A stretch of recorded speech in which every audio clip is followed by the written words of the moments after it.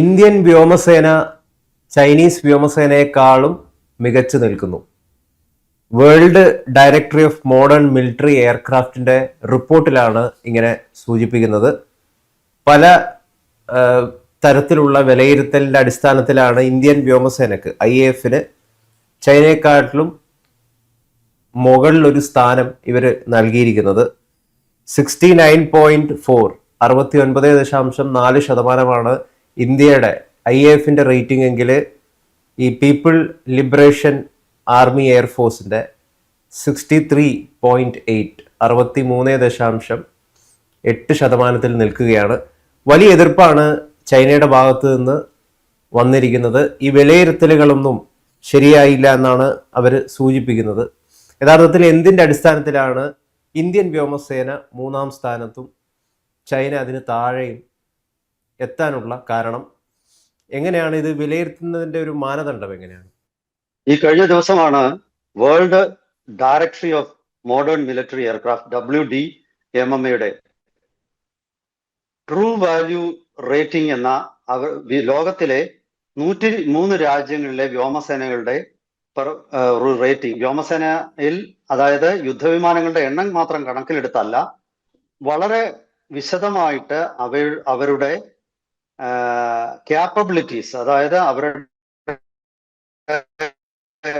പിന്നെ യുദ്ധവിമാനങ്ങള്, അതുപോലെ തന്നെ ലോജിസ്റ്റിക്സ് വിമാനങ്ങള്, അവാക്സ് വിമാനങ്ങള്, യുദ്ധങ്ങളിൽ പങ്കെടുത്തിട്ടുള്ള പരിചയം, നെറ്റ്വർക്ക് ക്യാപ്പബിലിറ്റീസ്, ഭാവി വികസന നെറ്റ്വർക്കിംഗ് ആണ്. കാരണം ആധുനിക യുദ്ധങ്ങൾ എന്ന് പറഞ്ഞാൽ ഒരു വിമാനം ഒറ്റയ്ക്ക് പോവുകയല്ല, അത് ഒരു നെറ്റ്വർക്കിന്റെ ഭാഗമായിട്ട് നിന്നുകൊണ്ട് ശത്രു രാജ്യത്തെ വിമാനങ്ങളെയും ശത്രുവിന്റെ തന്ത്രപ്രധാന കേന്ദ്രങ്ങളെയും ആക്രമിക്കുകയാണ്.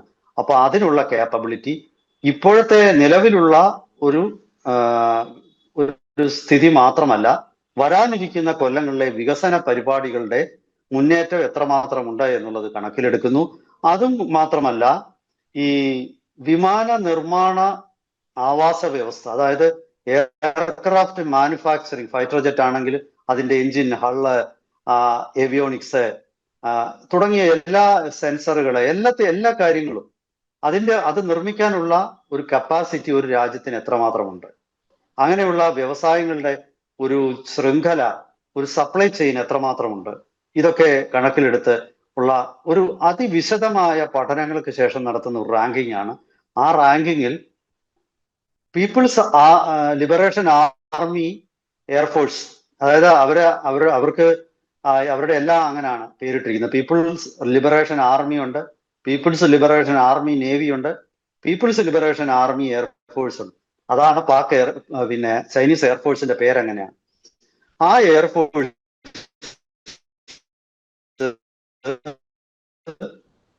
ഇന്ത്യയെക്കാൾ ഉറപ്പിച്ചതുപോലെ യഥാർത്ഥത്തിൽ ഇന്ത്യക്ക് 69.4 പോയിന്റ് ഇന്ത്യൻ വ്യോമസേനയ്ക്ക് കിട്ടിയപ്പോൾ ചൈനീസ് വ്യോമസേനയ്ക്ക് കിട്ടിയത് 63.8. അതായത് ഇത് തമ്മിൽ അത്ര അടുത്തു പോലും അല്ല. ചൈനക്ക് ഇത് ഒട്ടും സഹിച്ചില്ല. ചൈന പെട്ടെന്ന് ഈ മൊത്തം റാങ്കിങ്ങിനെ തള്ളിപ്പറഞ്ഞുകൊണ്ട് രംഗത്ത് എത്തിയിട്ടുണ്ട്. മാത്രമല്ല, ചൈന പറയുന്നത് ഇങ്ങനെ ഒരു റാങ്കിങ് ചില സാഹസങ്ങൾ കാണിക്കാൻ മറ്റു ചിലരെ പ്രേരിപ്പിക്കുമെന്നാണ്. അതായത് ചൈനയ്ക്ക് ഇതിൽ നിന്നുള്ള ഒരു ഭയം, ഈ റാങ്കിങ്ങിലെ ഇന്ത്യയുടെ ഒരു മികച്ച നില കണ്ടിട്ട് ഇന്ത്യക്ക് ചൈനയെ ആക്രമിക്കാനുള്ള ഒരു സാഹസം ഇന്ത്യ കാണിച്ചേക്കും എന്ന് വരെ ചൈന ഭയപ്പെടുന്നുണ്ട് എന്നാണ് ചൈനയുടെ പ്രതികരണത്തിൽ നിന്നും വളരെ കൃത്യമായിട്ട് വ്യക്തമാകുന്നത്. അപ്പോ ഇതിൽ എന്തൊക്കെ ഘടകങ്ങളാണെന്നാണല്ലോ മുഖ്യമായിട്ടും എന്നോട് ചോദിച്ചത്. ഇത് വെറും ഫ്ലീറ്റ് നമ്പർ മാത്രമല്ല, അത് ഞാൻ ആദ്യമേ പറഞ്ഞു. അത് ഏതൊക്കെ തരത്തിലുള്ള വിമാനങ്ങളാണുള്ളത്, ലോജിസ്റ്റിക്കൽ സപ്പോർട്ട് എത്രമാത്രമാണ്, അതായത് വിമാനങ്ങൾക്ക് MRO ഫെസിലിറ്റീസ് എത്രമാത്രം, അതായത് മെയിൻ്റനൻസ്, റിപ്പയർ, ഓവർഹോളിംഗ് ഫെസിലിറ്റീസ് എവിടെയെല്ലാം ഉണ്ട്, സ്പെയർ പാർട്സ് ഉള്ള ഒരു രാജ്യത്തിന് 100 വിമാനങ്ങൾ. നമ്മൾ മനസ്സിലാക്കേണ്ട ഒരു കാര്യം, 100 വിമാനങ്ങൾ ഉണ്ടെങ്കിൽ സാധാരണഗതിയിൽ യുദ്ധത്തിന് തയ്യാറായിട്ട് ഓപ്പറേഷന് പങ്കെടുക്കാൻ എപ്പോഴും ഫിറ്റ് ആയിട്ടുള്ളത് ഒരു 40 വിമാനമൊക്കെ കാണത്തുള്ളൂ. ഭൂരിഭാഗം പലപ്പോഴും 30 വിമാനമേ കാണത്തുള്ളൂ പല രാജ്യങ്ങളുടെ. അപ്പോ അത് നിരന്തരം ചെറിയ പ്രശ്നങ്ങൾ പോലും കറക്റ്റ് ചെയ്യാനുള്ള വലിയൊരു ഒരു MRO ഫെസിലിറ്റി അവിടെ ഉണ്ടായിരിക്കണം. അപ്പൊ ഇന്ത്യയുടെ ഒരു ഗുണം, ഇപ്പൊ റഫാലിന്റെ ഒക്കെ ഏറ്റവും വലിയ ഗുണം എന്ന് പറയുന്നത് അതിന്റെ മൊത്തം ഫ്ലീറ്റിന്റെ 70% സദാ ഓപ്പറേഷന് സന്നദ്ധമായിരിക്കും. അപ്പൊ അതായിരിക്കണം ഒരു ഘടകം ഇവരെ ഈ റാങ്കിങ്ങിൽ ഇന്ത്യക്ക് ഒരു പ്രിഫറൻസ് കൊടുക്കാനുള്ള ഒരു ഘടകം. പിന്നെ force stability and aircraft diversity. ഇപ്പൊ ഒരേ തരത്തിലുള്ള എയർക്രാഫ്റ്റുകൾ മാത്രമാണെങ്കിൽ അതിന്റെ ഒരു സ്ട്രക്ചറൽ ഫോൾട്ട് ഏതെങ്കിലും വന്നു കഴിഞ്ഞാൽ അത് എല്ലാത്തിനും ഉണ്ടാവും. ആ സ്ട്രക്ചറൽ ഫോൾട്ട് ഉണ്ടാകാനുള്ള സാധ്യത ഇന്ത്യൻ എയർഫോഴ്സിന് കുറവാണ്. നമ്മൾ ഓപ്പറേറ്റ് ചെയ്യുന്ന ഒരു മിക്സഡ് ഫ്ലീറ്റ് ആണ്, മിക്സ്ഡ് ആയിട്ടുള്ള. ഉദാഹരണത്തിന് സുഖോയ്, റഫാല്, ജാഗ്വാർ, മിറാഷ്, അങ്ങനെ പലതരം ഫ്ലീറ്റുകൾ. അതിൻ്റെതായ ബുദ്ധിമുട്ടുമുണ്ട്, അതും ഞാൻ മറക്കുന്നില്ല. പക്ഷെ തീർച്ചയായിട്ടും ഇതൊരു പ്രധാനപ്പെട്ട ഘടകമാണ്. പിന്നീട് മറ്റൊരു വളരെ പ്രധാനപ്പെട്ട വസ്തുത, ഇന്ത്യയുടെ യുദ്ധവിമാനങ്ങളൊക്കെ തന്നെ നിരന്തരം ആക്രമണങ്ങളിൽ പങ്കെടുക്കുന്നു. ഇപ്പൊ ഓപ്പറേഷൻ സിന്ദൂറിന്റെ സമയത്തും നമ്മുടെ യുദ്ധവിമാനങ്ങൾ പങ്കെടുക്കുകയും അതിനകത്ത് കൃത്യമായിട്ട് നല്ലൊരു പെർഫോമൻസ്, അതായത് ആദ്യം പാകിസ്ഥാൻ അവകാശപ്പെട്ടത് ഇന്ത്യയുടെ 3 റഫാലുകളെ വെടിവെച്ചിട്ടെന്നാണ്. പക്ഷെ ഇപ്പോൾ വളരെ കൃത്യമായിട്ട് വ്യക്തമാവുന്നു ഇന്ത്യയുടെ ഒറ്റ റഫാല് പോലും ഇന്ത്യക്ക് നഷ്ടപ്പെട്ടിട്ടില്ല എന്നുള്ളത്. അങ്ങനെയുള്ള റിയൽ ഓപ്പറേഷനിൽ പങ്കെടുത്ത് ചൈനീസ് വ്യോമസേനയ്ക്ക് പരിചയമില്ല. ചൈന അവസാനമായിട്ട് പങ്കെടുക്കുന്ന യുദ്ധം ഇന്ത്യയായിട്ടുള്ള 62 യുദ്ധമാണ്. അതിനുശേഷം ചൈനീസ് പട്ടാളം യുദ്ധത്തിനൊന്നും പോയിട്ടില്ല. ചൈന ഓഫീസിലിരുന്ന് സിമുലേഷൻസിലൂടെയാണ് യുദ്ധം ചെയ്യുന്നത്. ഇന്ത്യയുടെ വലിയൊരു മെച്ചമായിട്ട് ഈ ചൈന ഇപ്പൊ പറയുന്നത്, ചൈനയ്ക്ക് പിന്നെ ചൈനയുടെ വിമാനങ്ങൾ വളരെ നെറ്റ്വർക്ക് ഓറിയന്റഡ് വാർഫെയറിൽ വളരെ മികച്ചതാണ്. ചൈന സ്വന്തമായിട്ട് സ്റ്റെൽത്ത് വിമാനം J-35 ഇപ്പോൾ ഉണ്ടാക്കുന്നു. J-20 J-10C പോലുള്ള അത്യന്താധുനിക വിമാനങ്ങൾ അവർ നിർമ്മിക്കുന്നുണ്ട്. അവരുടെ വിമാന നിർമ്മാണ കമ്പനികൾ ലോകോത്തരമാണ്. ഇങ്ങനെയൊക്കെയുള്ള ഒരുപാട് ന്യായങ്ങളുമായിട്ടാണ് ചൈന ഈ റാങ്കിങ്ങിനെ എതിർത്തത്. പക്ഷേ ഇവിടെ ചൈന മറന്നു പോകുന്ന ഒരു കാര്യം, ലോകത്തിലെ ഏറ്റവും പ്രമുഖമായിട്ടുള്ള വ്യോമാഭ്യാസങ്ങളിൽ എല്ലാം ഇന്ത്യ പങ്കെടുക്കാറുണ്ട്. ഇപ്പൊ അതിന്റെ 2 ഉദാഹരണങ്ങൾ ഞാൻ പറഞ്ഞുതരാം. ബ്ലൂ ഫ്ലാഗ് എക്സർസൈസ് എന്ന പേരിൽ ഇസ്രയേല് ഒരു വ്യോമാഭ്യാസം നടത്തും. റെഡ് ഫ്ലാഗ് എക്സർസൈസ് എന്ന പേരിൽ അമേരിക്കയും ഒരു വ്യോമാഭ്യാസം നടത്തുന്നു. ഈ ബ്ലൂ ഫ്ലാഗും റെഡ് ഫ്ലാഗ് എക്സർസൈസിൽ അമേരിക്കയുടെ F-22 റാപ്റ്ററോ F-35 ലൈറ്റ്നിങ് ഉൾപ്പെടെ F-18 F-16 അതുപോലെ തന്നെ ലോകത്തിലെ എല്ലാ രാജ്യങ്ങളും ഇതിൽ പങ്കെടുക്കും, പ്രധാനപ്പെട്ട വ്യോമശക്തികളൊക്കെ. ഈ 2 എക്സർസൈസിലും കൺസിസ്റ്റന്റ് ആയിട്ട് സ്ഥിരമായി പങ്കെടുത്ത് അവിടെ ഒക്കെ തന്നെ മിന്നുന്ന പ്രകടനം വെക്കുന്ന ഒരു വ്യോമസേനയാണ് ഇന്ത്യയുടെ. അത് റഷ്യയിലെ സൈബീരിയയിൽ നടത്തുന്ന റഷ്യൻ വ്യോമസേന നടത്തുന്ന ഒരു അഭ്യാസ പ്രകടനത്തിലാണെങ്കിലും ശരി, അതല്ല അതിന് പുറത്താണെങ്കിലും ശരി, നമ്മൾ ആലോചിക്കേണ്ടത് ഈ പലപ്പോഴും വ്യോമാഭ്യാസ പ്രകടനങ്ങളിൽ പാകിസ്ഥാൻ വ്യോമസേന ഇന്ത്യയോടൊപ്പം പങ്കെടുക്കാൻ തയ്യാറാകും, ചൈനയും തയ്യാറാകും. അതിന് അവർ പറയുന്ന ന്യായം ഇന്ത്യ അവരുടെ വിമാനങ്ങളുടെ റഡാർ സിഗ്നേച്ചറുകളും ഒക്കെ പിടിച്ചെടുക്കും. അവർക്ക് തിരിച്ച് ഇന്ത്യയുടെയും പിടിച്ചെടുക്കാമല്ലോ. പിന്നെന്താണ് അവര് പങ്കെടുക്കാത്തത്? ഇസ്രായേലിന്റെ ഓപ്പറേഷൻ ബ്ലൂ ഫ്ലാഗിലോട്ടോ അമേരിക്കയുടെ റെഡ് ഫ്ലാഗിലോ ഒന്നും ചൈനയ്ക്ക് പലപ്പോഴും ക്ഷണവും കിട്ടാറില്ല. ഇന്ത്യ സ്ഥിരമായിട്ട് പങ്കെടുക്കാറുണ്ട് ഈ ഇസ്രായേലിന്റെ ഓപ്പറേഷൻ ബ്ലൂ ഫ്ലാഗിൽ. ചൈന ആണ്ടിനും സംക്രാന്തിക്കും ഒക്കെ അവിടെ പോവും. ചിലപ്പോൾ കിട്ടിയില്ലേ. ഒരിക്കലും അവരുടെ ആധുനിക വിമാനങ്ങൾ എന്ന് പറയുന്ന ഈ സ്റ്റെൽത്ത് വിമാനങ്ങളൊന്നും അവിടെ കൊണ്ടുപോകാറില്ല. അതായത് ചൈനയ്ക്ക് ഭയമുണ്ട്. അത്തരം മോക്ക് ഡ്രില്ലാണെങ്കിലും ശരി, സാധാരണഗതിയിൽ ഒരു വിമാനം അങ്ങനെയുള്ള അഭ്യാസ പ്രകടനങ്ങളിലൊക്കെ ഒരു വിമാനത്തിന്റെ റഡാറ് മറ്റൊരു വിമാനത്തെ ലോക്ക് ഓൺ ചെയ്യാൻ സാധിക്കും. മിസൈൽ പ്രയോഗിക്കത്തില്ല, പക്ഷെ ലോക്ക് ഓൺ ചെയ്തു കഴിഞ്ഞാൽ സ്വാഭാവികമായിട്ടും ആ മിസൈല് ഹിറ്റായിരിക്കും. അങ്ങനെ അമേരിക്കയെ പോലും ഞെട്ടിക്കുന്ന പ്രകടനങ്ങൾ നിരന്തരമായിട്ട് ഇന്ത്യ കാഴ്ചവെക്കാറുണ്ട്. എന്നാൽ പിന്നെ അമേരിക്കക്ക് ഈ നാണക്കേടില്ലെന്ന് ചോദിച്ചാൽ അമേരിക്ക മറ്റൊരു രീതിയിലാണ് കാര്യങ്ങളെ കാണുന്നത്. അവര് ഇന്ത്യൻ വ്യോമസേനയുമായിട്ട് അഭ്യാസ പ്രകടനത്തിൽ പങ്കെടുക്കേണ്ടത് അത്യാവശ്യമാണ് എന്ന് ഉള്ള ഒരു താല്പര്യം, അത് ഇന്ത്യക്കല്ല കൂടുതൽ താല്പര്യം, അമേരിക്കയ്ക്കാണ്. കാരണം അവർക്ക് റഷ്യയുടെ യുദ്ധവിമാനങ്ങൾ ഉപയോഗിക്കുന്ന ഒരു രാജ്യമാണ് ഇന്ത്യ. അങ്ങനെ റഷ്യൻ യുദ്ധവിമാനങ്ങൾ ഉപയോഗിക്കുന്ന ഒരു രാജ്യമായ ഇന്ത്യയുമായിട്ട് വ്യോമാഭ്യാസ പ്രകടനം നടത്തുമ്പോഴാണ് അവർക്ക് റഷ്യയുടെ കുറെ ക്യാപ്പബിലിറ്റീസ് അവർക്ക് മനസ്സിലാവും.